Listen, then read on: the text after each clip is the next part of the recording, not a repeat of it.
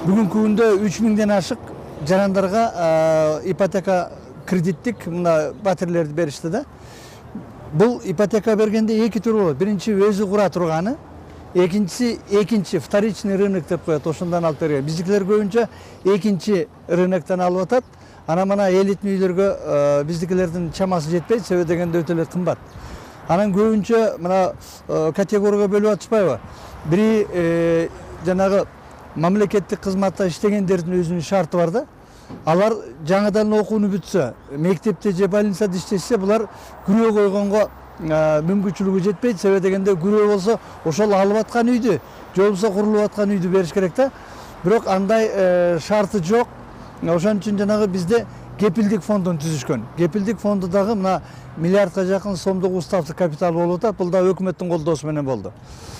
Эң эле азыр арзаны где-то 12% болуп атат. Бул 12% деле өтө кымбат деп эсептейм. Себеби дегенде 10%дан 30%га чейин мына алгачкы взнос деп коет. Ошол кепилдикти төгүп бериш керек. Аны дагы жасай алышпайт. Анан экинчиси айлыгы туура келеби деп. Мына мөөнөтүн ала турган болсок, 10 жылга, 7 жылга берип атышат. Менин жеке пикирим, жөнөкөй биздин азыркы тапкан айлыгыбыз, кирешебизди эсепке алганда 15 жылдан кем эмеске бериш керек деп ойлойм. Мына ушундай аз мөөнөткө берип өтө кымбат үйлөр салган үчүн Америкада бир мындай өтө ыйлай турган, мышык ыйлай турган аба алган Детройт деген шаар бар. Бул автомобиль строительдердики, автомобиль куруучулардын эң чоң шаары болчу Америкада.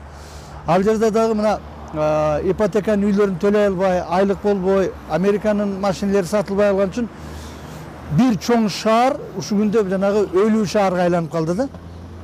Демек биз Кыргызстан кирешебиз аз, элибиздин саны да аз.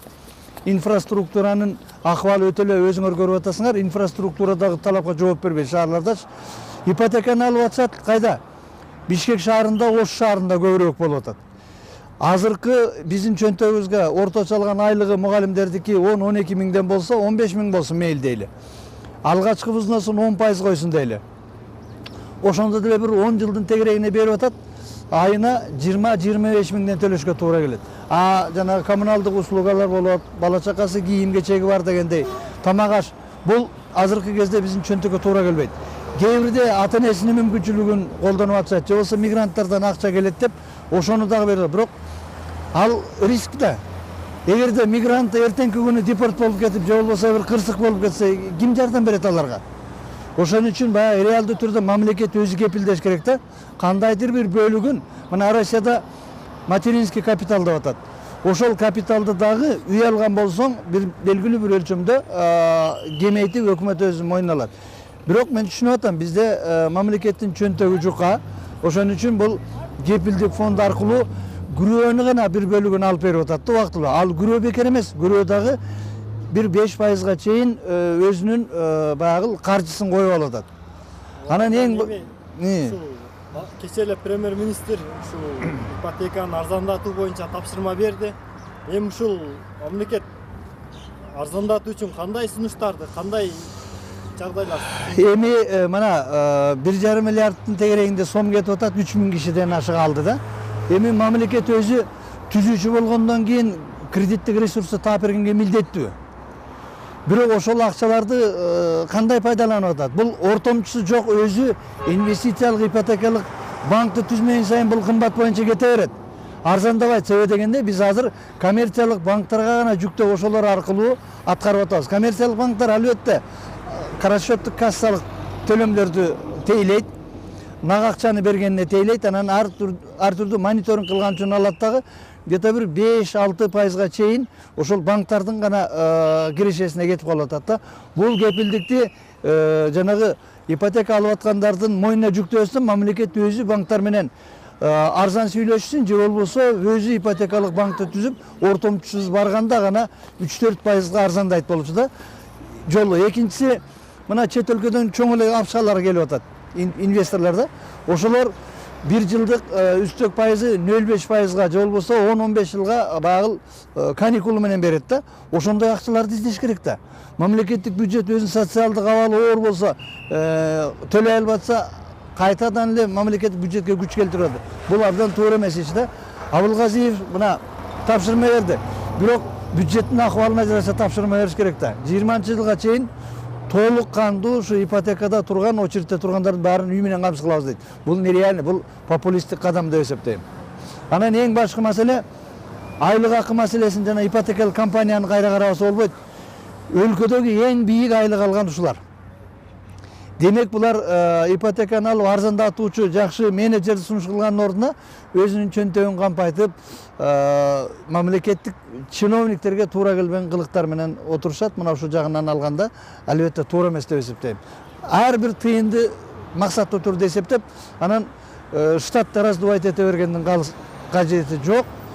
Сөзсүз түрдө ипотекалык компаниянын реформа кылып, өзүнүн банк аркылуу башка коммерциялык банктарга жем болбостон түзмө-түз иштегенге алып барган дагы арзандайт.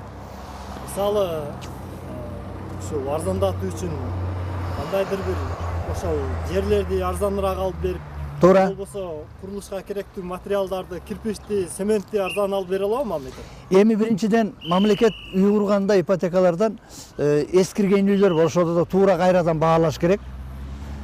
Экинчи даяр үйлөрдү алабыз десе. Ал эми мына элитный үйлөргө келгенде булар 200%га чейин өтө кымбат куруп атышат да. Мына курган материалын кошо ипотекалык үйдү өзүнчө алып, монол материалдан курасыңар, мындай болсун деп мамлекет өзү заказ бериш керек да. Анан өзү курулуш компаниялары бекер жүрөт. Ошо курулуш компанияларында мамлекет өзү түзүп, келишим түзүп, заказчик менен подрядчик экөөнү бириктирип мамлекет өзү көзөмө алганда гана. Анан жергиликтүү кызматкерлерди ишке көбүрөөк тартып, өзүбүздүн кызматкерлерди, анан курулуш материалдарды багыл өрт коопсуздугу, экологияга туура келе турган местный материал деп коет. Ошолорду мына өзүнүн кирпичный заводдор толтура жатат. Кээ бирде материалдарын сата албай атат. Цемент өзүбүздөн чыгып атат. Карагай маселеси деле өзүбүздө частичный чыгат. Мына терек менен деле куруп атат да. Ушул маселелерди туура багыл өзүбүздүн колдон чыга турган материалдар менен арзан кура турган үйлөрдү кыла турган болсо, албетте тез арада чечсе болот. Биз анчалык деле көп эл эмеспиз. Дагы бир маселе, бюджетниктерге өзүнчө коммерциялык негиздегини өзүнчө куруп ипотека кылыш керек. Себеби дегенде жаштардын баары Россияга барып ден соолугун жоготуп келип атат. Ошолорду ким колдойт деген маселе бар да, алар деле биздин жарандарыбыз да. Анан бирине ак, бирине көк деп бөлүп карабашыбыз керек. Бардыгына бирдей шарт түзүп бергенге аракет кылышыбыз керек да. Анан мамлекет эмне үчүн өзү ушундай ипотекалык үйлөрдү курбайт? Мисалы үчүн МЧСке, аскердик үйлөр сыяктуу үйлөрдү. Эми ар ким өзүнүн көмөчүнө гүл тартып жатпайбы? Аскердик үйлөрдү курганда деле мына аскер курулуш деген уюм бар, көп эле чыр-чатак менен коштолуп жүрөт. Ал эми экинчиси мына Ош шаарынын мэриясы, Бишкек шаарынын мэриясы деле өзүнүн муниципалдык жерлери бар. Ошол жерлерди бекер берсе 30-40%га чейин ипотеканын баасы арзандайт эле да батирлердин. Ушул жагынан иштеш керек. Экинчиси багы илгерки СССР мезгилинде кооперативтерди курганда ушул принцип менен кеткен. Ошол кооперативди кайра жандандырып, немецкий технология менен кетиш керек деп ойлойм. Маселен, мэрия жерин берсе, коммуникациясын баарын туурлап бере турган болсо, 40-50%га чейин арзандайт болчу. Анан бизде үй куруп бүткөндөн кийин аны багыл газга, сууга, электрге, канализацияга туташтыруу өзүнчө бир оор маселе.